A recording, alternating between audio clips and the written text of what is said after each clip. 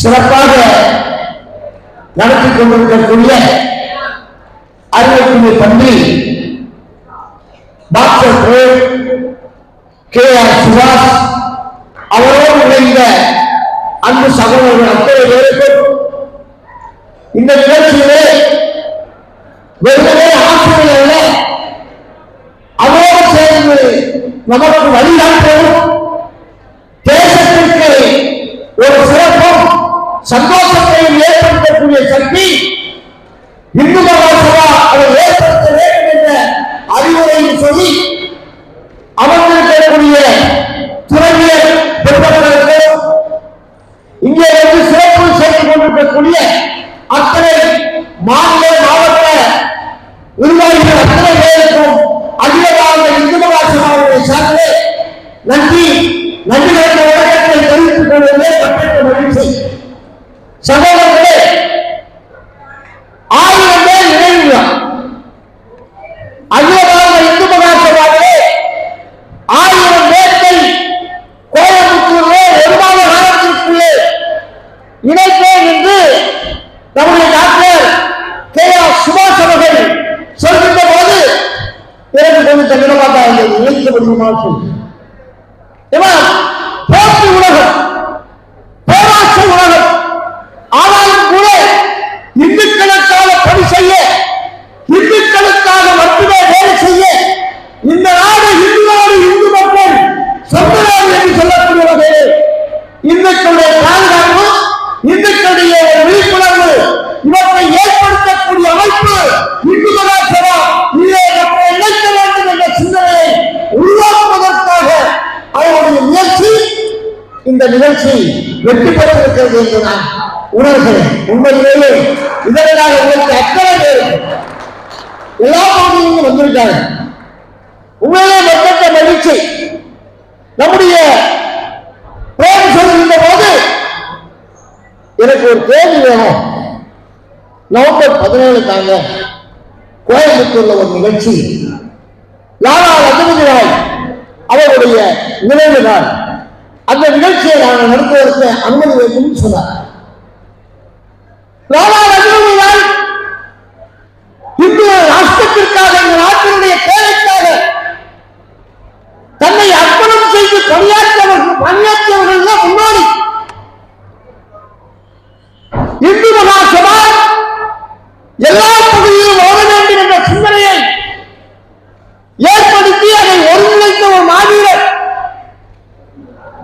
அப்படிப்பட்ட ஒரு இந்துத்துவவாதிக்கு, இந்துத்துவ சிந்தனையாளர்களுக்கு இப்ப இந்துத்துவம் அது பெரிய விஷயம் இல்லை. ஆனா ஆங்கிலேய இந்த நாட்டை அடிமைப்படுத்திக் கொண்டிருக்கக்கூடிய காலகட்டம். அந்த நேரத்தில் உலகத்துக்கு யார் வருவா? இப்போ பகுதி காவி காவி காவியா என்று கேட்டவர்கள் மத்தியிலே காவி இன்றைக்கு பாராளுமன்றத்திலே மட்டுமல்ல உலக நாடுகளிலே காவி, உலக நாடு முழுவதும் காவி. காவி என்றால் ஒரு மரியாதை. நம்ம தம்பி பேசுகின்ற போது, பிரேம் பேசுகின்ற போது தீபாவளி பற்றி சொன்ன நம்முடைய பாரத நாடு முழுக்க உள்ள ஒரு விழா தீபாவளி.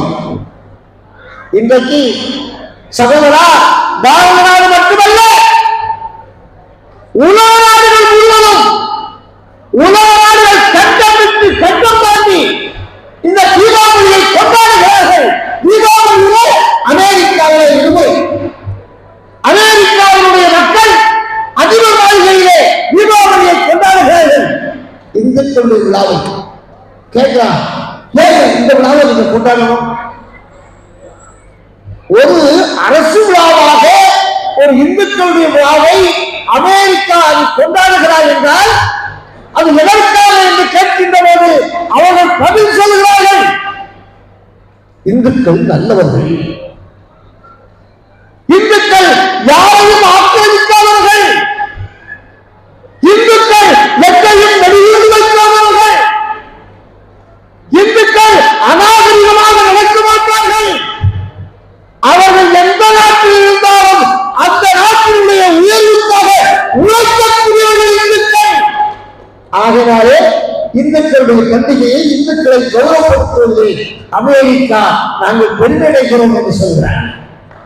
எவ்வளவு பெரிய சந்தோஷம், எவ்வளவு பெரிய சந்தோஷம். நம்ம என்ன வெடிகுண்டா தயார் இருக்கோம்? ஒரு அமரன் ஒரு நடிகர் இருக்கிறார், ஒன்னே படம் இருக்கிறார். ராணுவத்தை பற்றி சொல்லிக் கொண்டிருக்கிறது அந்த படம். ராணுவ வீரர்களுக்கு நடக்கக்கூடிய கட்டிடங்களை சொல்லிக் கொண்டிருக்கிறது அந்த படம். அமரப்படம் சாதாரணமாக கடந்துவிட்டு போயிருக்கும். ஆனால் நாளைக்கு சொல்கிற சகோதரர்களே, ஒவ்வொரு இந்துவும் திரையரங்கிற்கு சென்று பார்க்க வேண்டிய படம் அமரன், அமரன், அமரன். இது சிவகார்த்திகேயனுக்காக சொல்வதல்ல. தேசபக்தி, தேசபக்தி, தேசபக்தி. இஸ்லாம் மொத்த வெளிக்கொண்டு வீசான்னு சொன்னால் இஸ்லாம்னா என்ன? இஸ்லாம் மார்க்கம் என்ன? இஸ்லாம் என்ன சொல்கிறது? நெல்லையிலே மேலப்பாளையத்திலே திரையரங்கிலே வெளிக்கொண்டு வீசுகிறான், மிரட்டுகிறானா? அங்க அல்லாஹ் சொல்ல தீவிரவாதியை தீவிரவாதிகள் சொல்ல முடியும், பயங்கரவாதியை பயங்கரவாதிகள் சொல்ல முடியும். இஸ்லாம் மார்க்கம் என்ன? சமாதானவாதிகளுடைய மார்க்கமா? இஸ்லாம் மார்க்கம் அமைதியை போதிக்கக்கூடிய மார்க்கமா? இல்லை.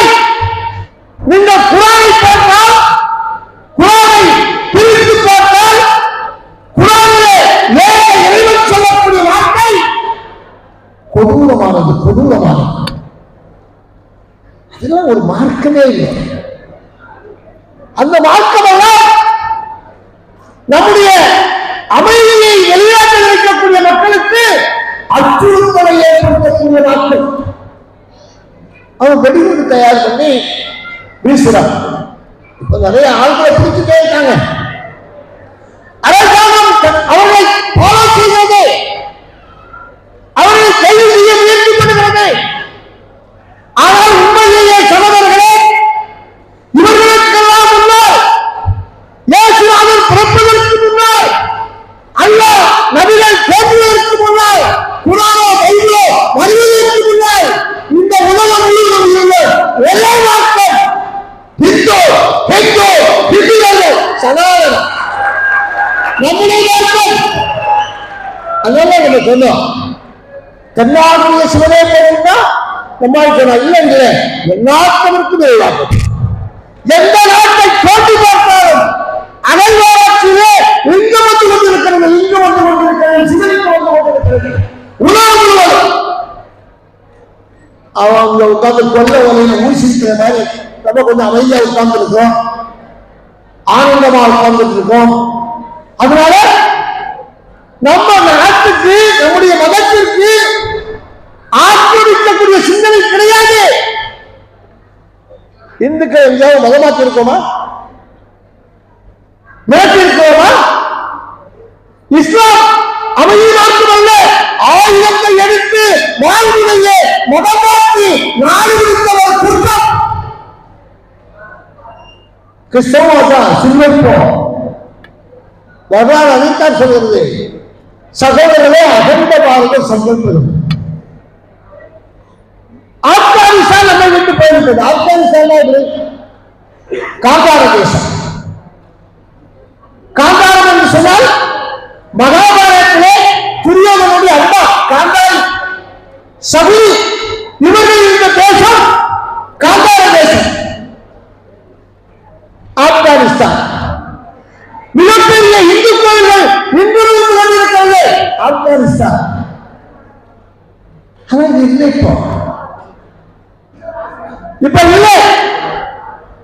என்ன காரணம்?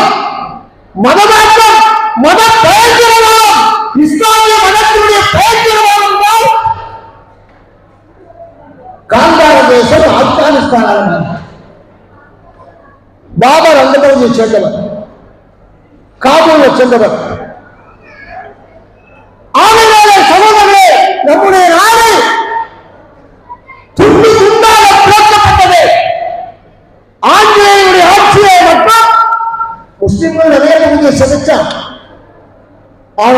நாட்டிலே மிகப்பெரிய கொடூரக்காரன், கொடுமையாளன். இந்த நாட்டை பிரித்தேறக்கூடிய சூழ்ச்சியை செய்தவர். நம்முடைய அகண்ட பாரதத்தை, அகண்ட இந்துஸ்தானத்தை, நம்முடைய தேசத்தை உடைத்து, இப்ப நம்ம பெரியவங்க நீங்க தெரியும், உங்களுக்கு நீங்க தான் ஒரு 25 வருஷத்துக்கு முன்னால உங்க ஸ்கூல்ல பூகோள பாடத்துல அந்த வர இந்திய வரைபடத்தை பார்த்தீர்கள் என்று சொன்னால் இந்தியாவின் கீழே ஒன்று தொங்கும். அது என்னது? ஸ்ரீலங்கா. அதெல்லாம் நம்ம அடையாளப்படுத்தியிருப்போம். ஆனா இன்னைக்கு காலையில ஒவ்வொரு பகுதியும் வெள்ளைக்கார மக்கள் நம்முடைய மாநிலத்தில் 17 பகுதிகளை பிரித்தெடுத்து சென்றிருக்கிறார். 17 பகுதிகளை மீட்க வேண்டாமா? வெள்ளைக்காரன் பெரியண்ணா ஆங்கிலேயர் இங்க இருக்கக்கூடியவங்க வெள்ளக்காரனுக்கு பிடில் வாசித்துக் கொண்டிருப்பார். ஆனால் அப்படி அல்ல. இந்த நாட்டில் இழந்த பகுதி அத்தனையும் மீட்க வேண்டும் என்பது நம்முடைய சிந்தனை. இருப்பதை பாதுகாப்போம், இழந்ததை மீட்டெடுப்போம். இதுதான் லட்சியம். அது நடக்குமா சார்? இது ஸ்ரீலங்கா நம்மளோட சேருமா சார்? பாகிஸ்தான் நம்மளோட சேருமா சார்? முடியாது என்பது முட்டாளுடைய வார்த்தை. நம்முடைய பாரதம் வலிமையான பாரதமாக மாறுகின்ற போது, நம்முடைய பாரதம் வாழ்வாங்கிய பாரதமாக மாறுகின்ற போது, இப்பவே பாகிஸ்தான் உணவு அலைஞ்சிருச்சு. பேசாம நம்ம பாரதத்தோடய இருந்திருக்கலாமோ, நல்ல சோறாவது கிடைக்கும். அதான் பெட்ரோலையா கொடுக்க முடியும். அவன் சிந்தனை ஆரம்பிச்சுட்டான். ஸ்ரீலங்காவில் சிந்தனை பண்றான். பணமே இல்லாமல் கட்டுப்படுகிறது. அத்தோடு அதிகெல்லாம் உலகம் பிடிக்கிறாரு. அத்தோடு எங்க ஓடுறான்னு ஓடு எங்க போவா, பாரதத்தோட எழுந்திருப்பாரு என்ற சிந்தனை அவர்களுக்கு. பங்களாதேசம் அதுதான். சுண்டைக்காய் நாடு. நம்ம அத்தனை பேரும் எந்திரித்து ஒட்டுமொத்தமாக பாரதத்துடைய மக்கள் அத்தனை பேரும் எந்திரித்து பாரத் மாதா கி என்று குரல் கொடுத்தால் போதும், அத்தனை பேரும் சரண்டர். அந்த இடம் எனக்கு வேணும். இந்த அனந்தமான சங்கல்பத்தில் நினைப்புள்ளதால் நம்ம தம்பி சொன்னார். அதுக்கு முன்னால பேசுறவங்க சொன்னாங்க, நம்முடைய சுவாமிஜி நாதுராம் கோட்சே. நாதுராம் கோட்சேக்கு அப்படி ஒரு சங்கல்பத்துக்கு அதுக்கு என்ன சம்பந்தம்னா, ஒரே ஒரு விஷயம், அவருடைய அஸ்தி என்ன கரைக்கப்படுது. நாதுராம் காந்தியை கொலை செய்வது தப்பா சரியாங்கிறது இரண்டாவது. காந்தி அவ்வளவு ஒரு அப்பாடக்கம் ஒன்றும் இல்லை. அவரு தேசத்தந்தையே என்று காந்தியை கூப்பிட்டது சக்தி. யாரு கூப்பிட்டா? நேதாஜி சுபாஷ் சந்திர போஸ். அவருக்கு ஒன்றும் பட்டம் கிடையாது. மகாத்மா காந்தி மகாத்மா கூப்பிட்டது சிறந்தானந்தர். தேசத்தந்தையே கூப்பிட்டது நேதாஜி. ஆனா நேதாஜிக்கு டாட்டா கழிச்சுட்டு போனாலும் காந்தி தேசத்தந்தை தான். அவர் எந்த நாட்டுக்கு தேசத்தந்தை என்று நாதுராம் கோட்சே சொல்கிறார் என்றால், பாகிஸ்தானுக்கு விசுவாசமாக, இஸ்லாத்துக்கு விசுவாசமாக, அங்கே போன மக்களுக்கெல்லாம் விசுவாசமாக இருந்ததனாலே பாகிஸ்தானுடைய தேசத்தந்தை என்று சொன்னால் சரி. ஆனால் அவர் உண்டாக வந்தால் யாருக்காக? பாகிஸ்தானுக்காக, பாரத நாட்டிற்காகவா, இந்த நாட்டினுடைய வேட்டைக்காகவா உண்டாக வந்தார் என்று கேட்கிறார். நாதுராம் கோட்சே அவருடைய மரண வாக்குமூலத்தில் சொல்ற, இந்த நாடு துண்டாடிச்சு, பாகிஸ்தான் பிடிச்சிட்டா, சிந்து நதி அங்க போயிடுச்சு, என்னுடைய அச்சிய உடனே யாரும் அனுப்பிச்சாங்க, கரைச்சாங்க.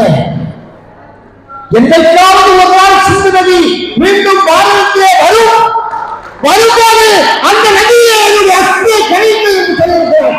நிச்சு வரைக்கும் சகோதரர்களே, அந்த அஸ்தி பூராவே ஒரு பேரிலே, ஒரு வெள்ளி பேரிலே என்று பாதுகாக்கப்படுகிறது. நவம்பர் 15 இருக்கிறார் அன்றைக்கு அங்கே சங்கல்பம் அகண்டமான சங்கல்பம் புரிஞ்சுங்களா? யாருக்கு சார் நம்மளாம் பாடுறோங்க பேசிடம் எனக்கு நம்ம அதை நம்ம பாடுறோமே பஞ்சாப சிந்து பஞ்சாப சிந்து எங்க இருக்கிறது? பாரதிநாட்டில் இருக்கு, பாகிஸ்தானத்தில் இருக்கு. ஆனா நம்ம பாகிஸ்தான் ஏன் வா வா சிந்துவே வா வா பாகிஸ்தானத்தை சேர்த்து விடுவோம் வா வா என்று அழைத்துக் கொண்டு இந்தியாவுடைய பேசிக்கணும். அதுக்காக சிந்து வச்சிருக்கோம். பஞ்சாப சிந்து நாட்டம் மராட்டாயில் கொடுத்திருக்கிறோமே.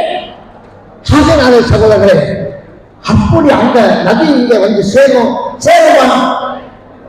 இப்ப நம்ம சாமி இருக்கிறார், சுவாமி பிரஜானந்தான்னு நினைக்கிறேன். என்ன பிரபஜானந்தா அந்த சாமி உலகம் முழுவதும் போர் இல்லாத உலகம் வேண்டும். அப்படிதான சாமி? சண்டையே இருக்கக்கூடாது, சண்டையே இருக்கப்படாது, உலகம் அமைதியாக இருக்கணும். அதுக்காக கையெழுத்து இயக்கம் நடத்திட்டு இருக்காங்க. இது பெரிய விஷயம். போர் இல்லாத உலகம் அப்படின்னா அமையும்.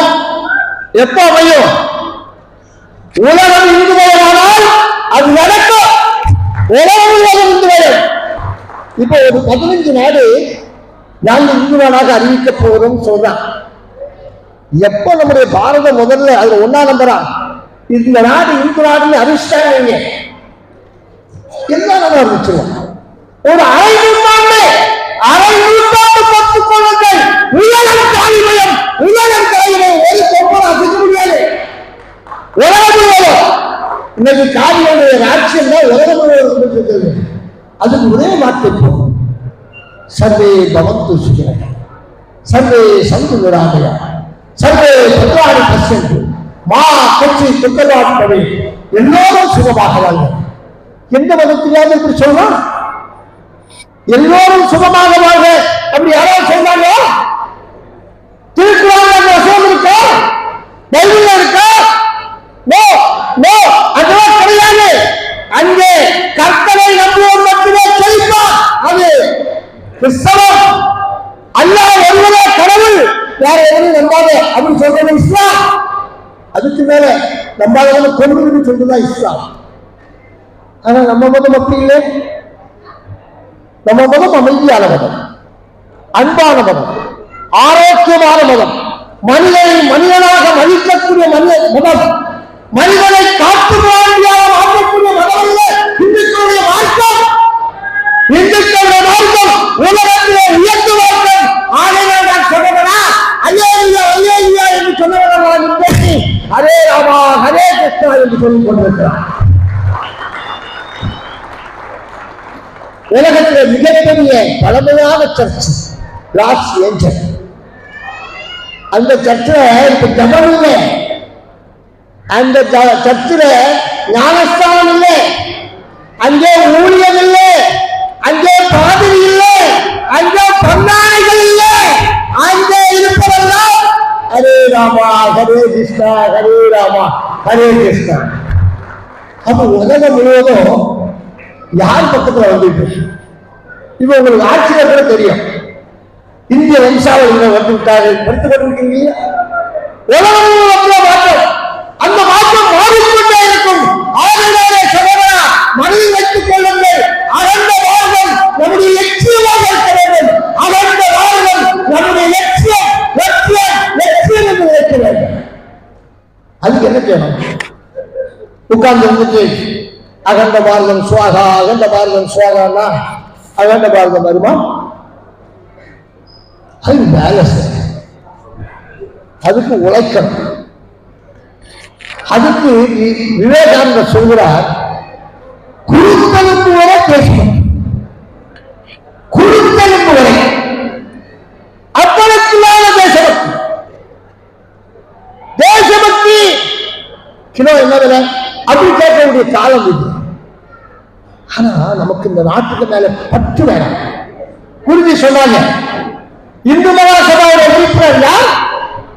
இந்த நாட்டை தாயாராக, தந்தையாராக, புனிதராக